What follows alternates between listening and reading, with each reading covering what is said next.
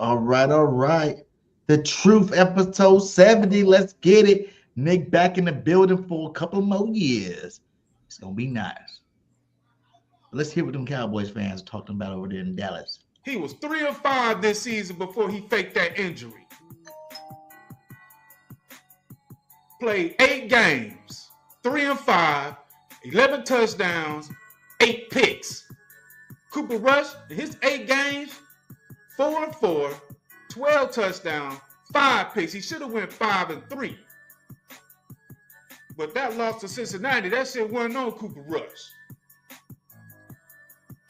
So you trying to tell me all of a sudden this guy finna just explode his game because he got Pickens? I seen him throwing up stats of how he throws the deep ball and curl routes and comebacks. And he's this second and third highest and throwing the deep ball. That can't throw the fucking deep ball. What are y'all looking at? And if he is, those stats probably came from when he was beating up on the NFC East when they was sucking. Because they couldn't have came from last year. He was 11 touchdowns and 8 picks. So those stats they put up probably from the past, going up against garbage secondaries. Padded ass stats. That's why I call him Stat Pad Prescott. So y'all want to put up his stats and his numbers from the regular season. Fuck the regular season, bro. Where's his stats in the playoffs? We've seen this story. Year after year after year after year. We've seen this story. And nothing's changed. He had Amari Cooper that do nothing with Amari Cooper. He had Cooks that do nothing with Cooks. He had Dez that do nothing with Dez. Huh? Now you finna sit up here and make me believe he finna do something with damn George Pickens? He's about to waste George Pickens' talent. Are you kidding me? Going on, everybody, man, and welcome to the very first episode of The Truth, where not all Eagle fans agree on everything, and this is definitely the spot where this shit about to go down. Oh yeah, able, oh yeah, I'm stable, oh yeah, no label, oh yeah, you know me, I have only the best, I'm lonely, but damn, I'm going. This is why we started this, because of you. We started this because I'm tired of listening to your, fantasy that you living in right now. Always talking about everything no until proven otherwise. BS! I'll be number one, working hella hard until I get just what I want, yeah. Rises like the sun, yeah. Fatal like a gun. Hey, I was pretty close last year thinking, man. We could have easily won those 3 games. I gotta get through it, and the only thing I know is to love what I'm doing. Right? Never give up, never slow till I find look, we lost. Never listen to the no's, I just wanna keep moving. Yeah, I put it lost. out as hard, it's my only medicine, yeah. Everything I do, I'm just being genuine, yeah. I'm sick of being screwed, feel my own adrenaline, yeah. I do just what I do, and I hope you let me in, yeah.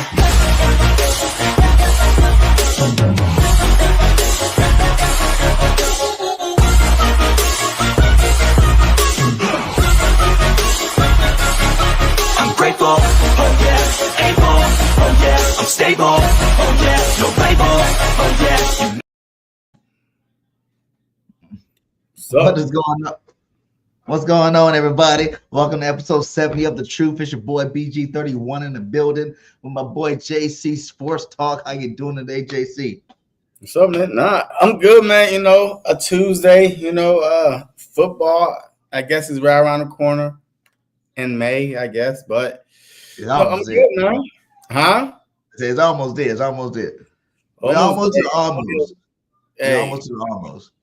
Yeah, I mean, I'm just ready for football to get started again. I know the players are been ready for football to get started again. Shoot, they've been ready since March.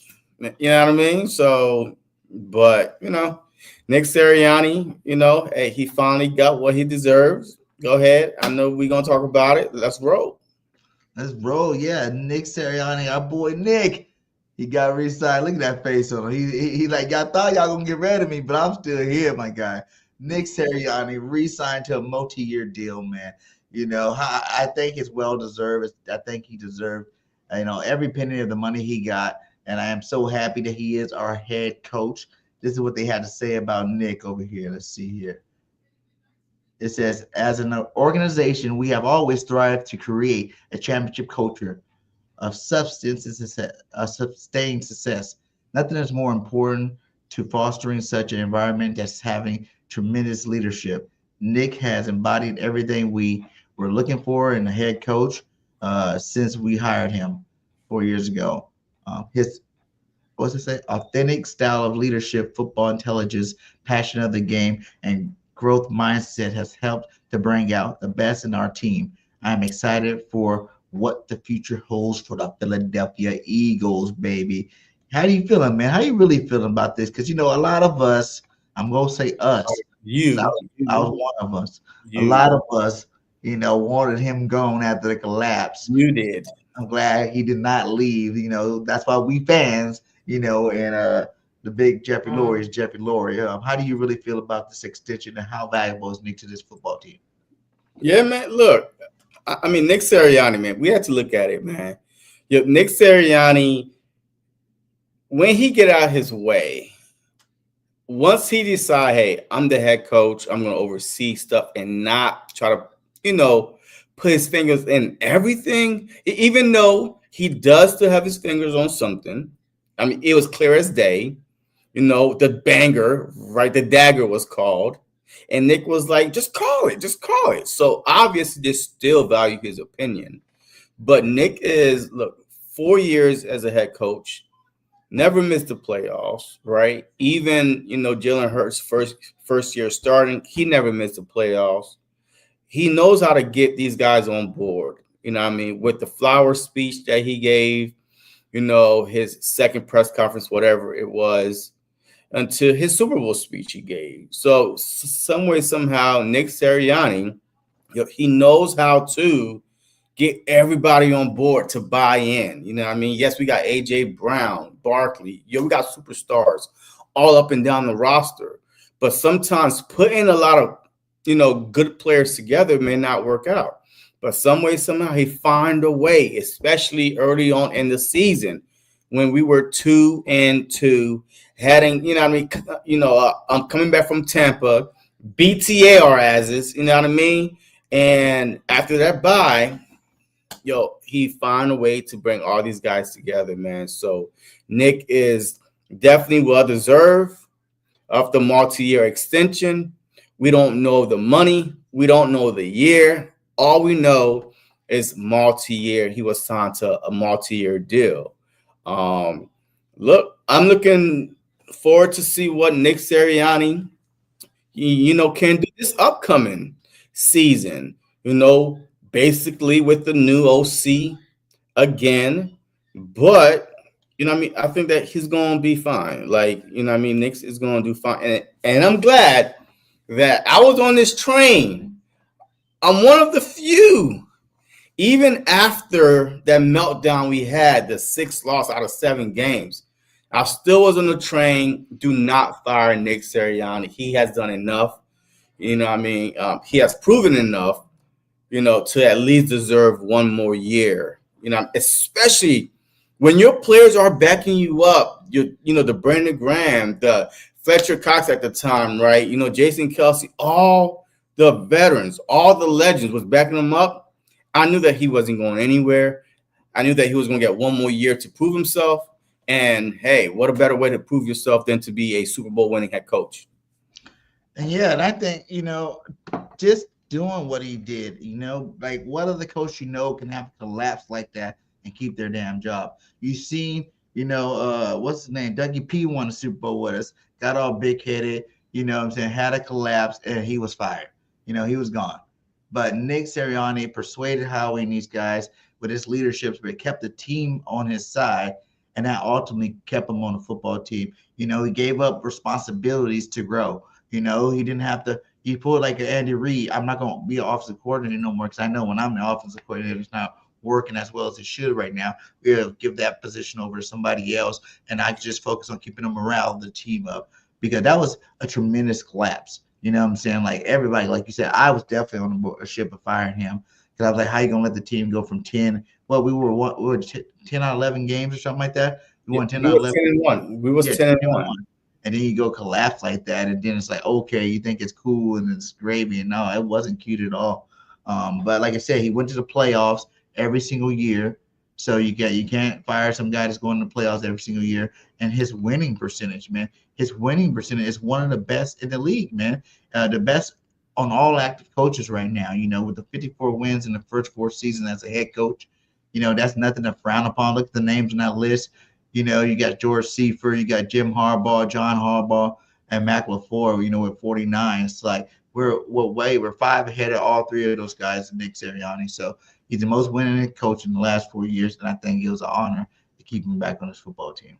Yeah, and I'm tired of people, even after he got his extension, I'm tired of people saying, well, what does he do? What does he do? He got extended, but what is his role? He's the CEO of the freaking team. Yes, we know that, the Jeffrey Lurie and Harry Roseman, they write the checks, they grab the players, but then, he made everything goes on that team, man. So like right now, I'm just tone deaf about what people are saying. So I don't really care no more. How do you feel about him being a coach? You know, because I heard someone talk about that too. That's never won Coach of the Year, even though he's doing all this winning. Well, because they punished Nick Sirianni for having a good roster. I mean, that's basically what it is.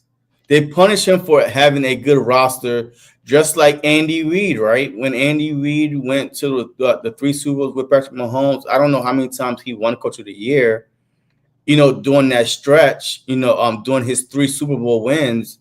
But I'm not sure he won Coach of the Year when he won the Super Bowl. For some odd reason, you have to be a bottom feeder, a bottom team to, crawl your way to the playoffs to even being talked about Coach of the Year. Remember, his first year as a head coach, he should have won Coach of the Year. Good. Because we was one of the first team in NFL history to start like 2-5, whatever, and make the playoffs. Like that shit doesn't happen. But I think he was being mentioned for Coach of the Year, even our first Super Bowl run with him. I think he was being mentioned, but he's not going to win it because they look at him as you have too much talent on the team for you not to be good. So, you know what I mean? So that's a praise. Like, I mean, that is a high praise for Nick Sirianni, right? You have all these talent, but you still manage to bring these guys together. Shoot, the Ravens got a lot of talent. That's how I check. They got like more All-Pros than we did. Yeah. Bounce, right? You know what I mean? So, like, just because you have talent does not equal championships. It does not. So you still got to have that person that knows how to bring everybody together. Just bring that talent together, make them play as one and see the bigger picture. Anytime you have players that is quoting what you're saying as a head coach, you're making an impact on them. Yeah, that's true. And now he's even starting to have his own little tree. You know what I'm saying? He got coaches that are under him that are head coaches for other people right now. You know what I'm saying? You got Shane Steichen, you got JG, you got Kellen Moore, all these coaches that are starting to become under the Nick Sirianni umbrella. You know, the Eagles have a lot of great coaches. I was talking to my friend the other day, and I was like, tell him, do you not realize every one of the top teams, for the most part, besides Shanahan and then maybe at a McVay or something, are all part of the, former coaches of the Eagles. You know what I'm saying? The Bills, their coach, former coach of the Eagles. Ravens, their coach, former coach of the Eagles. Kansas City, Big Red, former coach of the Eagles. Like all the Eagles tree really started back with Big Red and his tree, but all of them are all former coaches, that are leading the best football teams in the league right now. That's why we're part of the best organization in football, baby. Yeah, I mean, facts, man, facts. And it's, MC, Texan Eagle, look, I completely agree, man. I mean, the Shanahan, Dan Campbell, I mean, they had talent. They had a roster. Matter of fact, the year that the 49ers went to the Super Bowl, what, last year it was, Yeah. right before? Yeah. Yo, they had a lot of all pros, man. You know what I mean? So they had a lot of talent on that team, and they lost in the Super Bowl to the Chiefs. Yeah. But he was getting a lot of credit. Dan Campbell. For some odd reason, everybody loved Dan Campbell. He doesn't do shit. Like, oh, he's just like, "Rrr." But people don't look, they like that because he's Dan Campbell and he's not in Philly. I'm convinced if you're a player, a coach, a team in the city of Philadelphia, just get used to it. You will never get any credit. Never get any credit, never be celebrated besides within your own city. But outside of that, nobody cares. Nobody cares about you. Yeah, it's weird. I still think it's weird though. Like, what the hell? Let's say we have a super team now that we won, but before the season started last year, we weren't going to make the playoffs, even at 2-2. Even at 2-2, right? During our bye week. Man, oh my God, the media. Oh my man, they was going after the Philadelphia Eagles. Man, they was going after the coach. Nick Sirianni is not going to make it through half the season, they was saying. And then we won, and now all of a sudden it's like the super team and what they expected to win. They are the best, team. Man, whole bunch of stuff, man. So whole bunch of stuff. But it is what it is, man. I'm so used to it, man. I've been an Eagle fan for so long that I don't even care anymore. Like, I try not to let haters get into my skin. Like, my mental health is important. And if I go back and forth, especially on Twitter, God, I'll be freaking in an insane home. Come on, man. You here? What's going on here? Oh, boy. Another one of them days. Yeah, I know what's going on with my internet. One of them days, man. It's one of them days. I got it though. Hold on, I got it. Here we go. Can you hear me? Unfortunately, hear me? yeah. Hello? Yeah, I can hear you. Yeah, unfortunately, yeah. Anyways, we're back to it. I don't know, man. My computer's tripping. Anyway, a delay. So, well, congratulations to Nick. Another move that happened for our Philadelphia Eagles. We brought back Joe Douglas. What's your take on that? How do you feel about bringing Joe back into the building? Last time he was here, we won a Super Bowl. He's picked a lot of great players over there with the Jets, help build their young scouting community up. Bryce Hall, the running back, Bryce Hall, the receiver, Garrett, the DB, Sauce Gardner. He's putting some real good talent over there. He was putting some real good talent over there with the Jets. How do you feel with him being back with the main man, Howie Roseman, and heading our scouting division? Yeah, I mean, it ain't no big deal to me, man. Look, as long as we got Howie, man. You know what I mean? So, I guess, but he also made some bone freaking stupid decisions too with the whole Hassan Reddick trade, right? You know what I mean? Like, how you trade for a guy and then you ain't never, agree to a contract or nothing like that. So we could go from Aaron Rodgers, right? You know what I mean? Yeah, that's probably why he got fired. Hey, you mortgaged your whole freaking future of the Jets, Zach Wilson. Like, so yes, we could go on and on with the Jets. So he's back. Congratulations. Woo, we did not miss you because we just won a championship, been to a Super Bowl after he been gone. So good job. Continuity, I guess. He knows how I guess, but he's all right. Yeah, I think it's not going to be like a needle breaker. I think it's good that he fulfills a role that just got picked up. The Raiders took both for our best scouting people.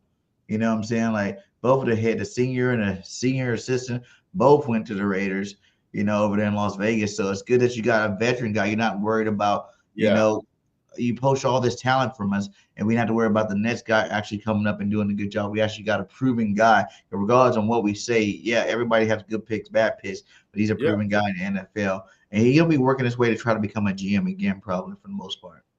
Yeah, I think so too. I mean, I think that he got to repair his image, especially the past few years, Matter of fact, since he left the Philadelphia Eagles, man, you know what I mean, with the Zach Wilson, you know, with the whole Aaron Rodgers, with the Hassan Reddick, who else did he screw the pooch on?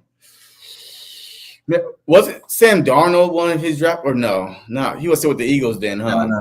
Yeah. I think he was. So, I mean, that's good. You know, I mean, continuity. You know, that's the whole thing with the Philadelphia Eagles now, man. It's to try to either keep a lot of your own, or at least try to bring back some of your own somewhere in there. So, you know. Yeah, we see how good that goes, man. But you know, the theme of the day really is like, why are they still hating on the Eagles, man? Like, why the champs not getting the love that they're getting? We just keep getting blatantly disrespected. And what they say about our quarterback, but what they say about our head coach, like that no one is giving us any love. And there's just a couple positions out there. Oh, actually, first we start out with what got put back on the table that will be voted on tomorrow, and that's going to be the banning of the tush push. You know what I'm saying? It's probably going to get banned the way everybody's talking about it. You know, that play is probably scrapped, gone. I think, Lori told us straight up that, you know, we're going to be working on having a revitalizing the fullback position, that he was basically telling us that we're probably not going to have the tush push, probably going to have to do more traditional runs and whatnot and things like that. So, you know, does it really suck? Is it that big of a deal as everybody think that the tush push is leaving? No, I mean, look, the thing is this: how much help? 60% of the touchdowns, 60%. Yeah, I mean, I don't know, man. Like, to me, look, it is what it is, man. They get rid of it, they get rid of it. But how much help? Okay, look, they can still line up as they are going forward, like the tush push, right? They could still do that formation. The only thing is, Jalen cannot be touched. So it's a quarterback sneak, right? But how many of those touchdowns that he actually needed to be pushed across, though? You know what I mean? Like when they hike the ball, you can clearly see that he's already in, and they're just trying to push him for the rest, right? You know what I mean? So a lot of it, to me, hey, we still gonna line up in the same formation, but they're gonna say, hey, don't touch him. And now what? You know what I mean? So that's the biggest thing. Oh, they getting pushed. It's an unfair advantage, blah, blah, blah. Okay, what? Get rid of the push. But I don't think they should do it that way. Get rid of the push. You keep the tush. I think they should reverse it. If the defensive players are crying about they can't push on their side, let them push on their side too. I don't care if linebackers are put. Let's see the strongest people will, you know, stop the play. If the linebackers can stop crying about having to jump over the pile and just push the pile, then maybe that help out defenses stop it a little bit more. You know, you got big linebackers out there, just like you got our big quarterback and our big running back out there. You know what I'm saying? It'll make it more of a fair thing besides just getting ready to play as a whole. Because I look at it, it's like the Eagles have showed that we have evolved from just doing a quarterback sneak from it. We have passes out of there. We have runs out of there that are very effective. So not only are you stopping one play for us, you're stopping like a handful of plays, good plays that we can use. And that could even involve even more plays, you know, the more we do the play. You know what I'm saying? Like, the more we do the push, we can keep thinking of new ways to pop off something different with the play. So I think that's the part that I don't like about it. But like you said, I know quarterback sneaks. We're going to be able to get it. We're going to be able to do fullback dives. We're going to be able to just hand the ball off to Saquon or some of that short yarder stuff. I've seen a lot of people say that that's going to help Saquon Barkley a lot, give him a little bit more respect. He had like 20 more touchdowns every single season. At least 12 more. Yeah, he got like 12, 15 more touchdowns every year, you know, without that tush push stopping him from getting it. But I think it's dumb, man. I think, like Jordan Mailata said, you know, what he said again, he said, in terms of the banning the tush push, I hate that name, so I hope it gets banned. Stupid name. Like, let's just think of anything, the reason to freaking go out there and try to ban a play because we do it better than everybody else in the NFL, man. It's funny. But see, the problem is, like, they're not going to get rid of the play. They're just going to change the language of it. All right, they're just going to say, there's no more pushing. So, I mean, so the formation doesn't have to change.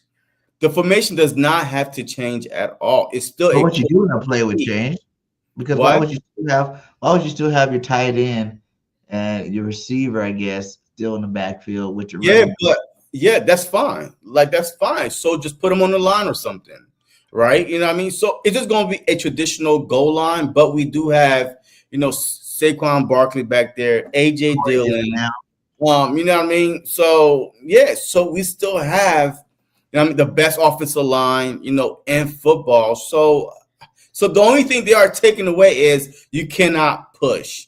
But guess what? Our line is going to be more motivated now. They say, watch this. Y'all thought it was the push. It's actually, you got to have the players. We have the players to still make that quarterback sneak as effective without the push. I think it'd be cool to like bring some of them T formations or even wishbone out. Now you want to mess around. We'll still get 3 backs back there and do trick plays off of those if we need to. Look, now you got Corey Dillon. So you have Corey Dillon back there, with Wing T, and you have Corey Dillon, Saquon back there. Hell, you can throw one of these big boys. Who the hell is that? AJ Dillon, I mean, not Corey Dillon. I always get them mixed up. Corey Dillon's old school. AJ Dillon, news guy. Yeah. That's a big guy right there. Throw like a Jordan Davis or even Robinson, Ty Robinson. He plays some fullback. Throw him at the fullback spot. And then you get all mixed up, not sure what we're going to do out of that. So even if they take away one formation or even one play, I think the Eagles are smart enough to come up with something new. Oh, yeah, absolutely. Effectively. I think, like they said, too, the stats that we did with just normal quarterback sneaks were high anyway. But for those that, that could possibly be the end of the tush push, let's remember it for a second here.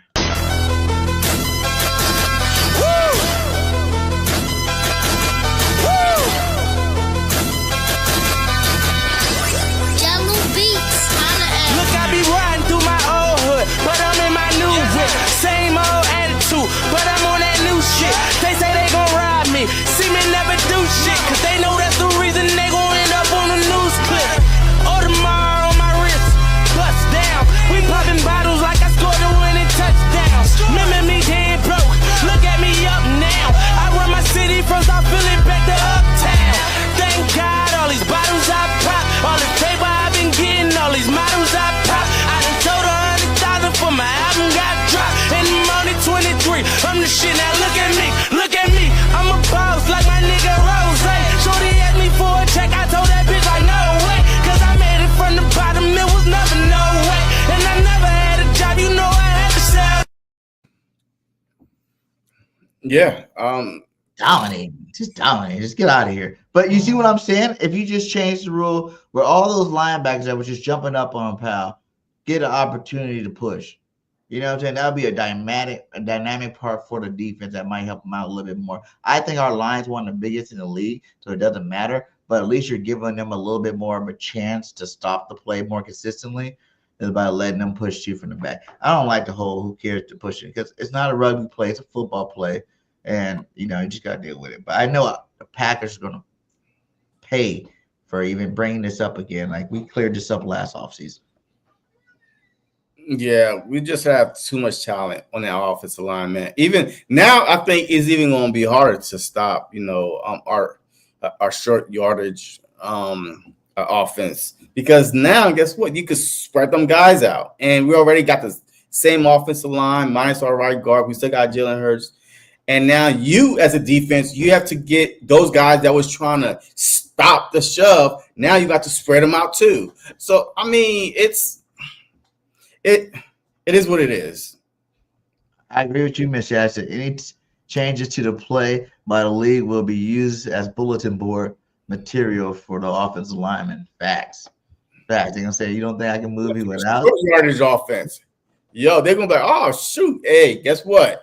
They didn't want us to do the tush push right here. Now let's go goal line. Let's go offense. Let's go show them that we don't need that play to be successful. Yo, but even when Carson Wentz was here, we still was one of those teams that completed short yardage plays a lot. Fourth downs, we still went for it. We still was able to complete short down plays without the push. So that is true. And even before, even with Jalen Hurts, I think we had a higher year just doing quarterback sneaks than we did with the higher percentage than we did with the tush push the year after. So I get it. It is what it is. They're gonna do what they want to do with it. How do you feel about the league changing the division second round proposal they have where it's like division leaders, can go, but in the second round, it's the highest, Huh? What? highest winning percentage that gets you the higher seed in the second round of the playoffs. So basically eliminating the division. I don't know what Division you're winner. Division winners get the 4 division winners, 3 wild card teams. But after the first week, I think they said that it makes that language don't even make sense to me right now, because how could you change it to second round and not the first round? I don't think that's what they say. I think what they're trying to do is eliminate a 7 and 8 division winner to have a home game. So they're just trying to reseed it for. Well, it's because of Minnesota last year. They were mad that they had the same record as the Lions.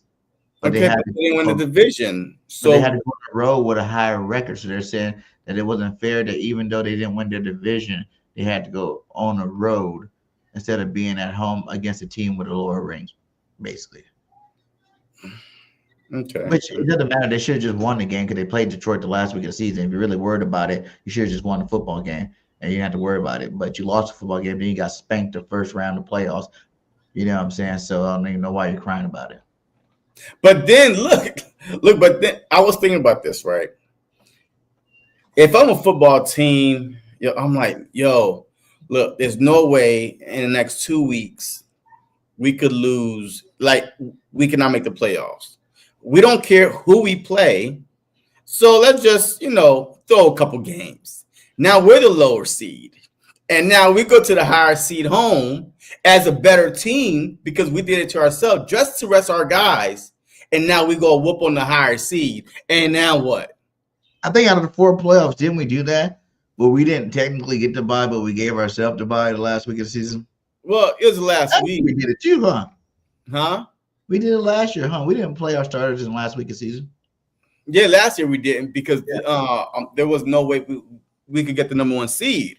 But if you know that you're a better team and you rest the next, the last couple of weeks, try and get your guys ready for the playoffs, because the Philadelphia Eagles could go on the road or at home and still win. So now you're the higher seed now by default because we choose not to be a higher seed. We choose rest over trying to play, the last 2 weeks. And now as a lower seed, we go and beat you as a higher seed. And everybody's saying, well, technically the Eagles were better, but they didn't play the last 2 weeks. They prioritize health over seed because seed doesn't matter now.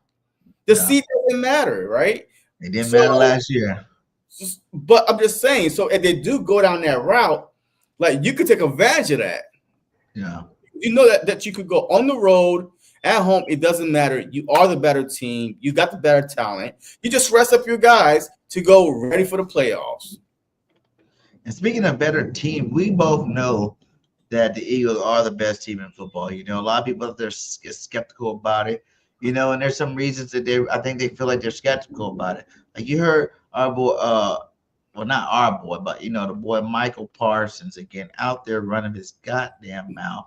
Like he always does. Oh, the Cowboys, man. These Cowgirls, and we play on week 1, so we're gonna start lighting up fuse a lot earlier than we normally do because we played. I think this is the first time in a long time we played them actually the opening game of the season. But let's hear what these clowns had to say. Eagles fire. I ain't gonna lie. Eagles just fire. They gonna get theirs. Like they talented as hell. They gonna get theirs. Like I'm not saying that we gonna shut them out. They gonna get theirs, but we gonna limit that though. We coming. They gonna get theirs. But guess what? Our offense fire too now. We're gonna get ours. We're gonna get off. Believe. And I'm sorry. That Quintamino Bay don't last over here, man. That shit dead. What is that? That's what they call Quinyon Mitchell. What? They said Guantanamo Bay. That's where they said you headed. Wow. I think Eagles fans are here. I don't care who's in They're here. talking about you going to Guantanamo Bay.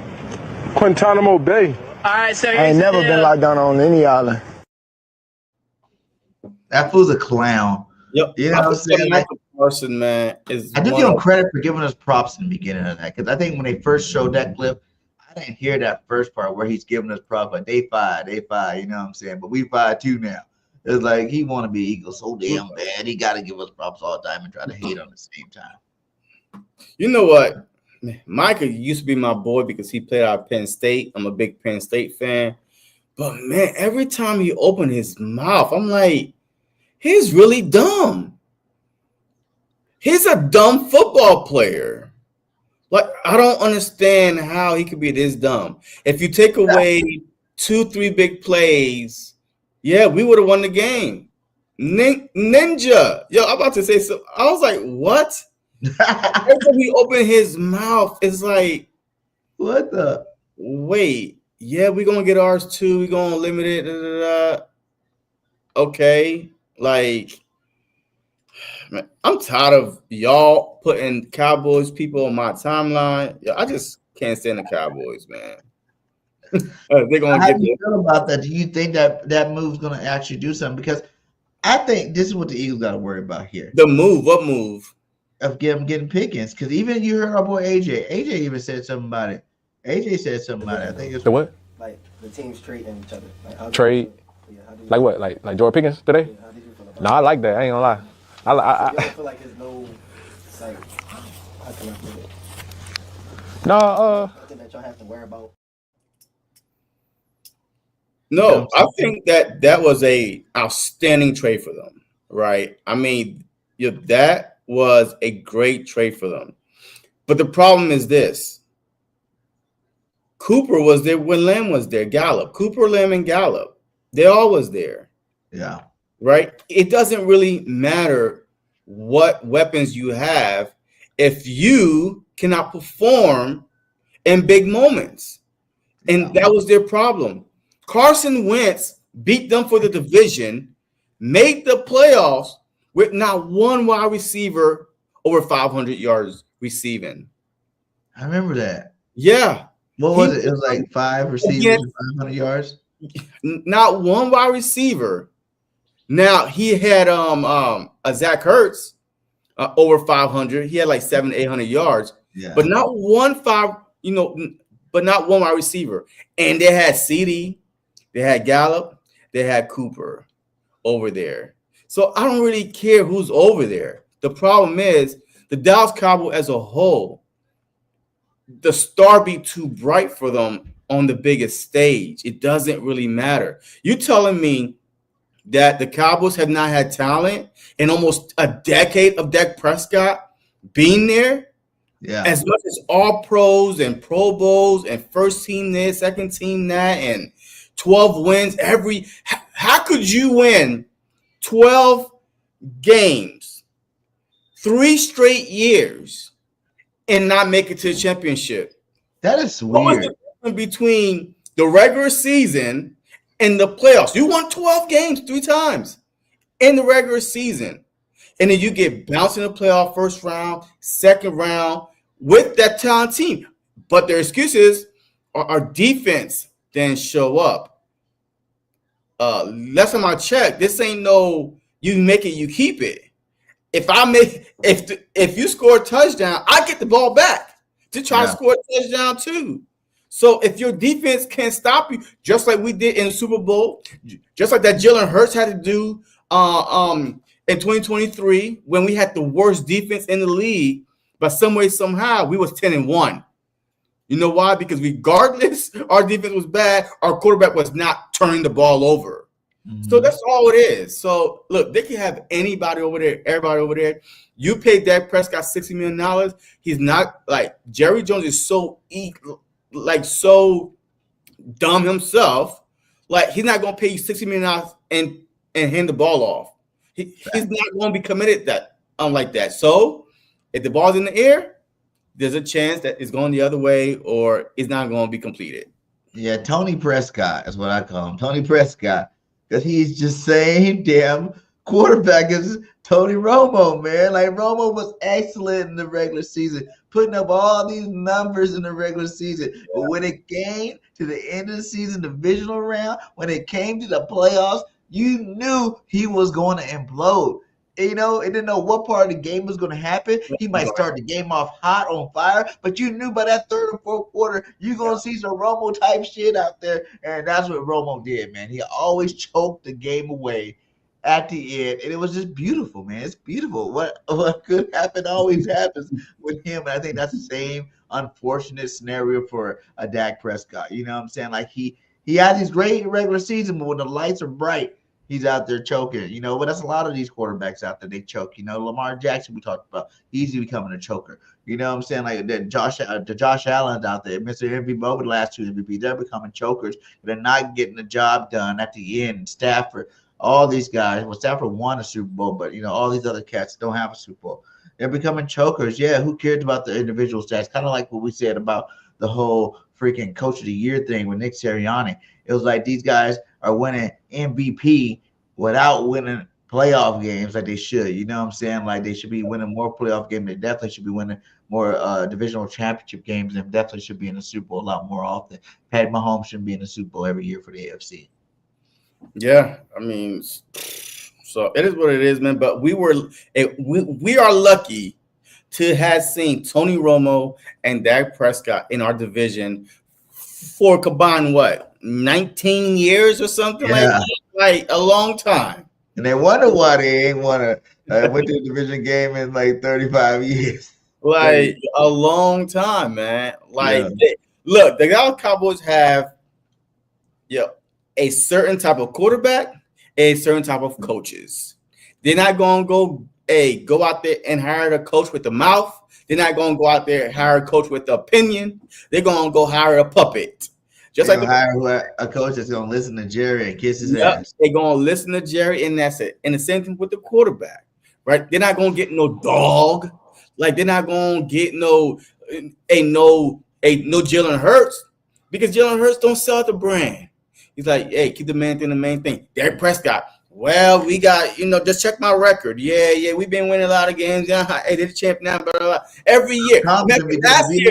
We have won some of the games when I played. We had won more when I had played than when, other teams have played or whatnot.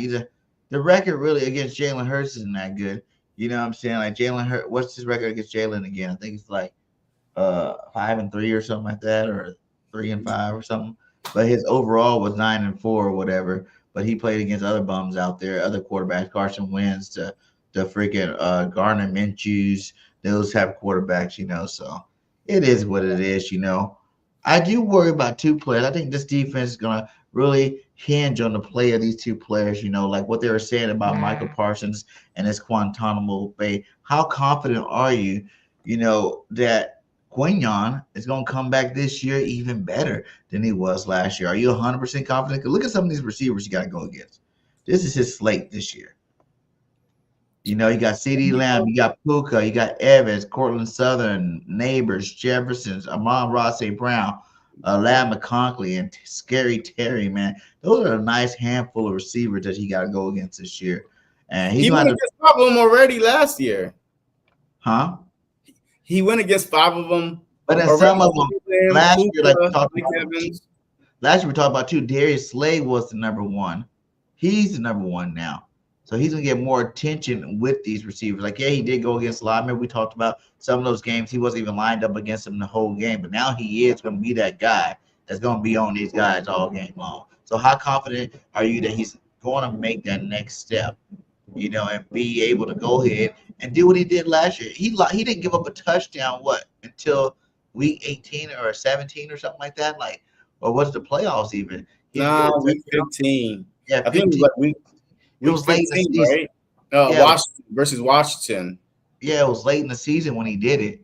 And then he definitely did get an interception into the playoffs. So do you think he picks up on the interception, still locked down all these corners the same way? I remember there was a thing, but the first 7 receivers couldn't even get over 35 yards. And CeeDee Lamb was one of those guys.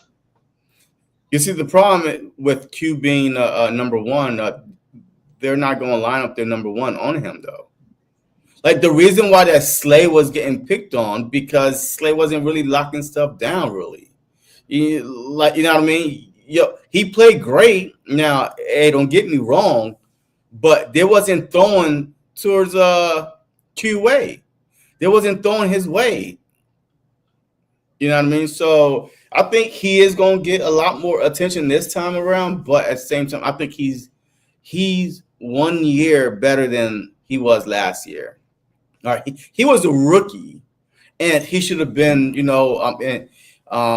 in a conversation for defense player of the year, kind of, right? So his second year, he even talked about not getting the interceptions throughout the season.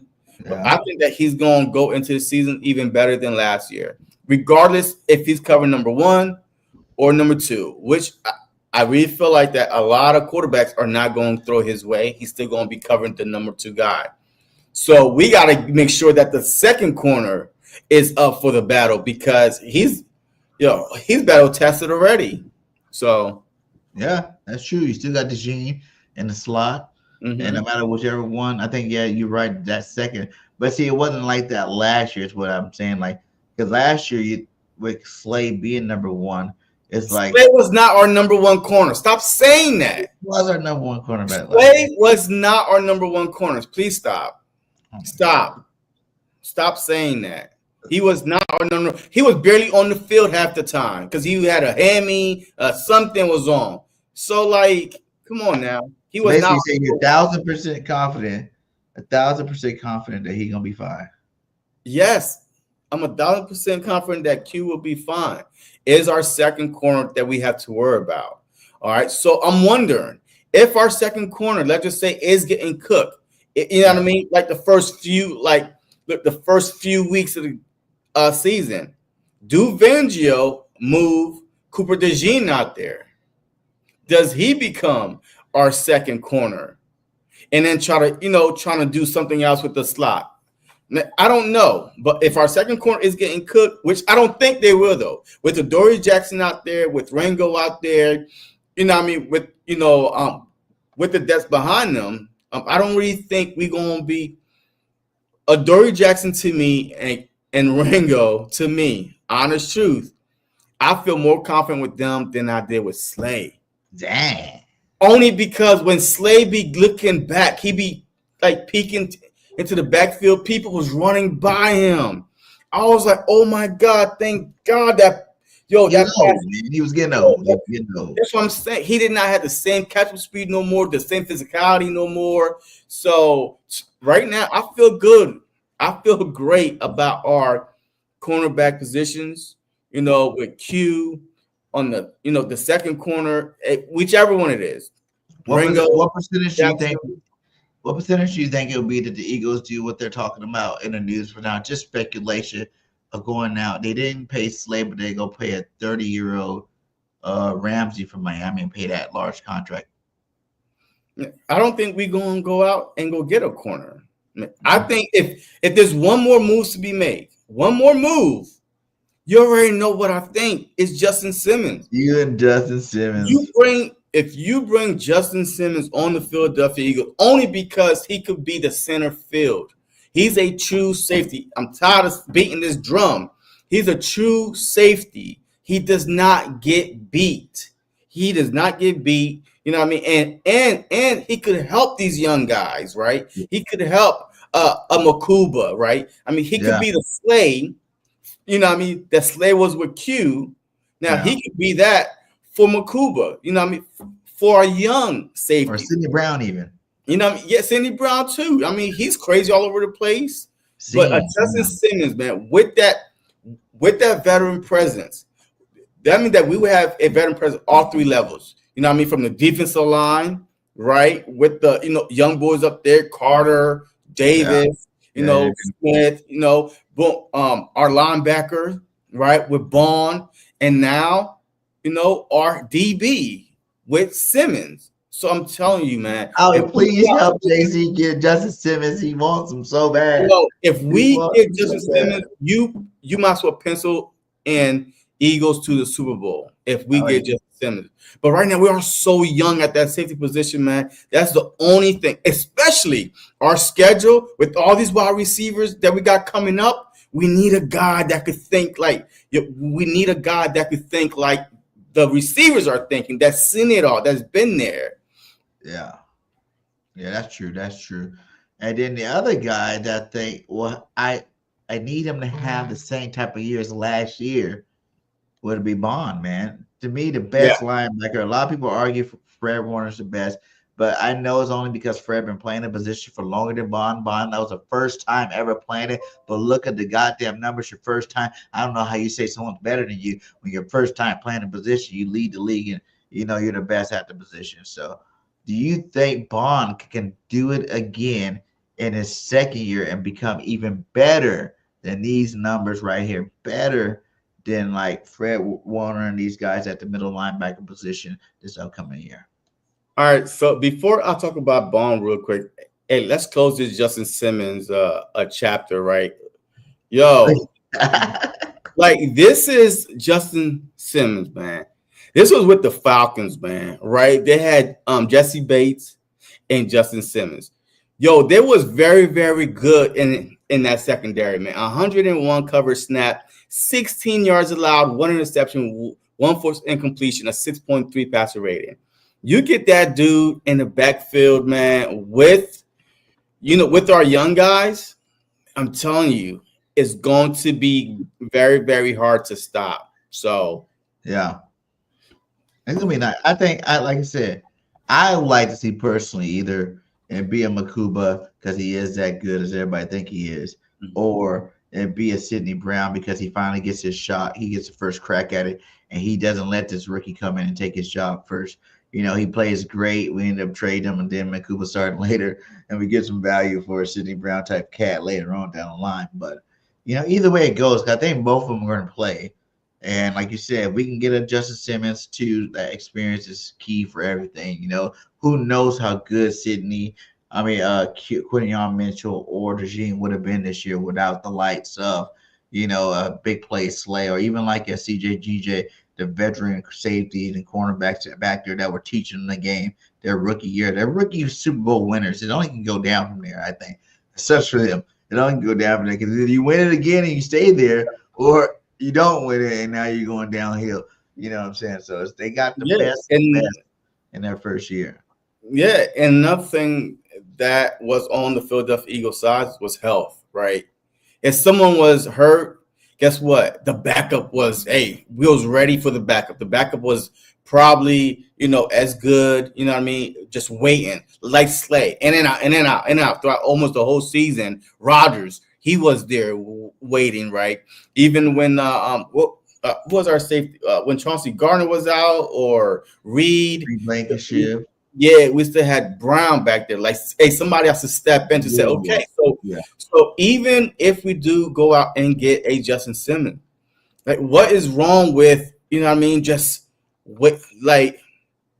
having Makuba watch or just waiting for something? Like, depth is important. Anytime you're going to make a Super Bowl run, there's a few things that have to go good, and health is one of it, or at least have enough depth to be able to any injury that we have. So I would say, like, even though before you get on your take on the Bond thing, that we don't even know, like, we could think that this is the weakest position on the team. You know what I'm saying? Like, you can think, the safety, that's the one I worry the most about, because you don't know about Makuba. You don't know if Sidney Brown's going to take that next step. You don't know if Sing's that guy, because Sing was good safety at Georgia. You don't know, but the flip side of that, they're all young, they're all talented. And what happens if all three of them thrive? You know what I'm saying? Like, it's like now you got three awesome safeties, and then you already know what Reed Blankenship gives you, and you moving forward, and that's not your weakest position. Kind of like how we feel like the middle linebacker position last year going into the season was going to be the weak link of our defense, and ended up being the strength of our defense with Zach Bond playing so well. Mm-hmm. Yeah, I mean, with the whole Zach Bond thing, man, those numbers were crazy. They put it up again. I mean, those numbers were crazy. I mean, he should have won the Defense Player of the Year. Like, to change that defense from one of the worst defense to the number one defense in the league, and you were part of that reason, not just say, hey, I'm here, but your production. Your tackles, production, fumbles, interceptions. Right, I'm telling you, all over the place. Yeah. With that being said, health once again. But now people know who Zach Bond is, right? I mean, that's even going to make our run defense even better, because now you're going to try to run away from Zach Bond, whatever. But I don't think people is going to game plan. People don't really gameplay for linebackers like that, right? I mean, you just like, well, it don't run that way. One of the best linebackers. Linebackers run sideline to sideline, and that's the problem. You can't keep running away because sideline to sideline. So, but I don't think he could put up those. Those were all-star, first-team All-Pro numbers. Did he get first-team All-Pro? Yes, he did. Yes. So that means that you were the best linebacker at your position all year. You beat out some great linebackers out there, included Fred Warner. So, I mean, but who knows? You know, he only had one good year. 1 year. He might say, hey, guess what? Y'all thought I was one and done? Guess what? Repeat. You know what I mean? Paid now like a star linebacker. So he's not paying for no contract, but guess what? Now he got security. So he probably could go out and be even more reckless, right? You know what I mean? So you never know. It could go both ways. And the last thing I want to talk about before we get out here tonight and why the NFL is hating on my team is the schedule, man. Like, we got a real schedule this year. You know what I'm saying? Like, and they did things that's never been done. The Eagles don't have back-to-back home games throughout the whole season. We're playing like one of the only teams that play like all playoff teams from last year. You know what I'm saying? Our strength of schedule is fifth hardest schedule in the league. Fourth hardest schedule in the league. Is it something that we should worry about, or are we the standard? And we're going to make the NFL look so silly, putting us on all these primetime games, thinking we're going to fail and turn around and just dominate like we normally do. Because look at these games, man. Look who we got. You know what I'm saying? Cowboys first week, Kansas City next week. The Tampa Bay Buccaneers, who always have our number. The Broncos is up and coming. The Giants ain't nothing. The Vikings could possibly be nothing if the quarterback sucks, or it could be something if JJ's that guy. And we got the Giants again. We got a bye. We got a better bye this week than last year, even though the one last year worked out at the perfect time in week 4. We got week 9 bye. Then we go against Green Bay, the Lions, Dallas again, the Bears, who's up and coming. They're going to have 13 weeks with Ben Johnson's offense over there.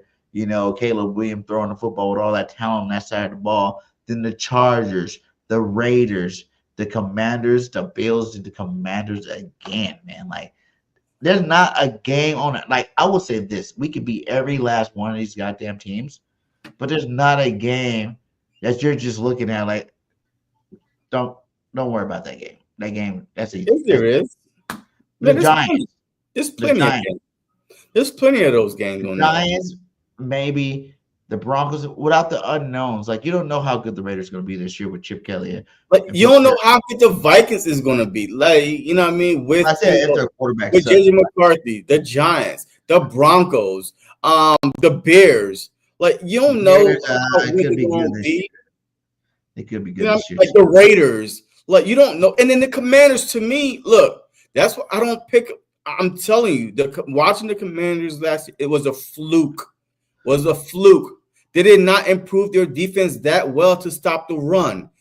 Like, they didn't beat no team with the winning record last year until, you know what, Hurts went out. They beat us before the season over. So every team with the winning record that they played last year, they lost to until the playoffs, you know what I mean, and things happen. So I don't believe in the Commanders like some of y'all believe in the Commanders. Because the way that season went last year, they could have easily been a 7-9 team. Without them beating us, we would have swept the damn division. That's what I wanted to do. Yeah. You know, like you said, I think it's the other way. I look at it a different way. I just look at us like they're not on our level. Like, name another team that have the defense to stop both. And we have, like, I don't even know another team in the NFL that got an all-pro quarterback, an all-pro receiver, an all-pro running back, all-pro offensive linemen, all like the big three, the quarterback, running back, receivers. You know, we got dual receivers. It's probably the best in the league. I think they're the best in the league. You got the best running back in the league and one of the top 3 best quarterbacks in the league. He's not 3, I don't believe. You know what I'm saying? So it's like there's not very many teams that have that. What are you going to do? Load up the box like Kansas City tried to do and Jalen Hurts throws all over your head? or you're going to stop the pass and Saquon Barkley run. There's not a lot of teams that got defenses capable to stop that kind of high-powered offense. Like I really feel like Chip Kelly's season that Chip Kelly was our offensive coordinator and our head coach, we had the most points scored in the season. I think it was 29.4 points a game. And I think that this year's team could possibly be better than that.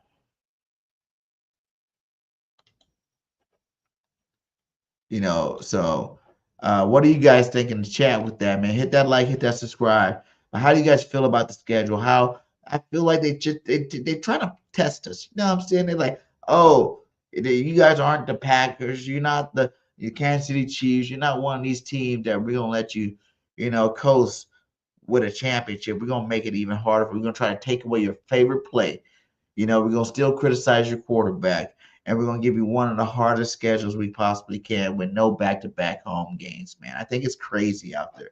I think it's kind of rude the way they're doing that to us, and we're just going to see what that is all about this year, because I know the Eagles are good enough. Put up Ready Red. I know the Eagles are good enough to beat every last team on this list, but football is any given Sunday, and there are a couple of teams that, some teams that sucked last year are going to be good this year. Some teams that's good this year are going to suck next year. So it's easy to look at the schedule, but we could beat every last one of them, but there's always going to be that one game. One of the games I really look forward to watching, because I was a former running back playing semi-pro ball. I didn't get to pros. I ran a 4.29 40. I could have been in the pros if I just didn't like partying as much as I like to. But this game right here, man, week 15, you got the number one running back going, rookie running back, to everybody thinks about to change the whole face of the Las Vegas Raiders, go against Saquon Barkley. So I just want to know how the people feel about this game. That's one of my favorite games I want to see, and that's that Week 15 Raiders, because I want to see how Geno does. Last time Geno did good with Pete Carroll. I want to see how Chip Kelly does. Now he went back to college, very successful there with UCLA. I love UCLA. That's a good school down there in Southern California. And now you're back with Pete Carroll as an offensive coordinator, something he should have came into the league as in the first place with that offensive mind of his. So I think, they got the talent now. They got one of the best tight ends in the game. And now you got this young running back that, we've been pumping out a lot of good running backs. And I think Gentry's going to be another one. I don't know how they hype up. I don't like the way they hype up these rookies nowadays, how they say, like you look at Gentry and mock drafts now, he's like number 5, number 6, number 7. I don't know how he can go that far with a rookie, or even like guys like Hunter. You see Hunter in the top 10 to pick up on fantasy football. So I don't think they should be. Yeah, that's fantasy though. I mean, that's fantasy. Fantasy has nothing to do with like the real production as much, because a fantasy is like PPR, right? Like point per reception, right? Every time you touch the ball, you get double points. You could get points for the yards and the reception. So Bijan's really good in fantasy, but I don't know. I think he's one of the better backs in the league, but I don't think he's like elite. I think he's a good running back. I thought he's going to be elite, but he don't have the off the line like Eagles. I think if he came to the Eagles, we were to draft him instead of Jalen Carter, he would be elite because of our offensive line. But I don't think Atlanta had that offensive line, that talent on offense to make him fully elite. But I do see what they say. I see the talent. He is a really talented back out there. Even Saquon Barkley talk about how good Bijan Robinson is. But there have been a couple of backs over the last couple of drafts. Gibbs with the Lions, it was been really good.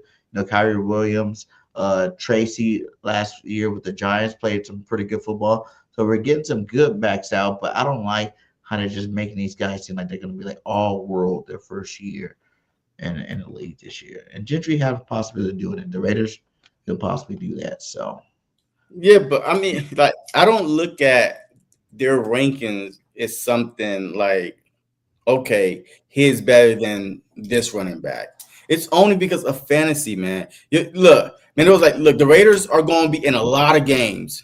So he's going to be on the field a lot compared to the Philadelphia Eagles, right? We might have a couple of blowouts, and now Saquon's on the bench, and he's like, dang, man, I just need a few more carries, So that's how fantasy works. People is like, the more sorry the team is, right?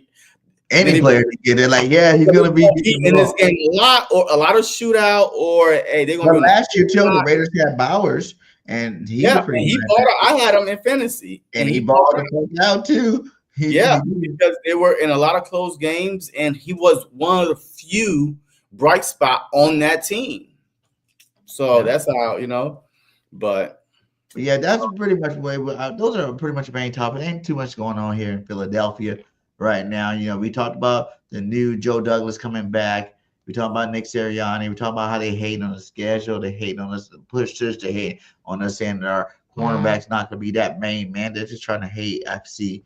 And we're gonna see what happens. There's a long way of season. I think Howie still got a move or two left before the season started, before that week 1. We're not gonna dive into none of that. But hey, man, any final words before we get out of here? We're at an hour. Let's go ahead and get up out of here for this week, my brother. No, man. Look, the thing I like about the Eagle players are they all focused, man. I don't believe that this team is going to have a Super Bowl hangover. No, right. I didn't believe that they was going to come in the year because they had a 10-1 start and they collapsed. These players that we have on this team, their mindsets are different, right? Yeah. They don't let one thing carry over. So that's why I feel like there's not going to be no Super Bowl hangover. And we're just going to see what happens, man. This year, I'm just going to relax watching football. We just won a Super Bowl. Like, I could just enjoy football season and not have a heart attack. So I'm just going to relax and watch football, enjoy, and watch my team possibly do the impossible. Win back-to-back division titles, win back-to-back Super Bowls. I don't know, but I'm here for it. Ready, Ray, you're delusional. Y'all not winning nothing this year. Y'all should be hoping y'all can get past third place again because the Giants are coming for y'all. They're going to be in second. They're going to be second. The Cowboys are going to finish second in the division. Look at you. I don't trust the Commanders. Look at you giving the Cowgirls love today. I've been told y'all that, man. Even the last time we had the round table with Chuck and them. I don't believe in the Commanders. The Commanders are fluke. And I said it all last year, and I'm going to say it this year. They are fluke. They won. They beat a lot of bad teams. You know what? The worst thing that could happen for the Commanders, they beat a lot of bad teams. They got far. And now their schedule reflect their win record. Y'all beat a lot of bad teams. Guess what? Y'all won so much games. Y'all get all second place teams. And then y'all play, this division, the North. And then y'all, you know what I mean? So it's not going to be a cakewalk like it was last year for them. Yeah, and all I got to say about it is, man, I ain't got no worries because we are that team. We are the standard. We are the model of the NFL. And like you said, that whole mentality, if you look remember the 2 weeks before the Super Bowl, and everybody's wondering, how the Eagles going to play in this Super Bowl, right? You've seen all the photos of the Super Bowl pictures. Whenever you see the Chiefs players, they're all happy, like, oh, we're about to be dynasty, we're about to do this. Every time you see an Eagle, all the superstars have serious looks on their face, like, we don't care about none of that shit. We're about to come in here and whoop some ass. And that, like you said, that is the same mentality that went into this offseason. And to be honest with you, I don't know what's going to satisfy these guys. If a Super Bowl is not satisfying you, Super Bowl night, is that going to satisfy them? Or they going to be the same way? I don't think nothing's going to satisfy. They try to be like Tom Brady. They might put a free team out there. They go on every time they get on the football field every year to be bringing home that trophy, and I ain't mad at them. So. I think we got like you said, we got the right people here. And for, like I said, the next 2-3 years, this is our window to win as many Super Bowls as possible. I think it's possible, given the contracts that we have on our team to go all three. But we definitely got to go out there and work. Like AJ said, he liked it with the other part of that video you didn't hear about AJ. He was like, I like it because it brings better competition. Because now we can see this early in the year that they're making moves like that to become that much better. And he really liked the Jordan Pickens trade, that he knows that we have to work that much harder so we can be that much better next year and be that much more focused. So you thinking about that all week in here in May, man, by the time the season roll around, our boys are going to be whooping people's ass all over again every single week. So I'm happy about it. And we're going to keep bringing you all the updated news from then till now. And it's going to be nasty out there. The Eagles, NFL, stop hating on my people. Stop hating on my people, because no matter the more you hate, the more we're gonna be great. And that's just how it works over here in Philadelphia. So fly, Eagles, fly. Well, birds. And we out. Peace. Stat wins definitively are a coach stat. In fact, they're the only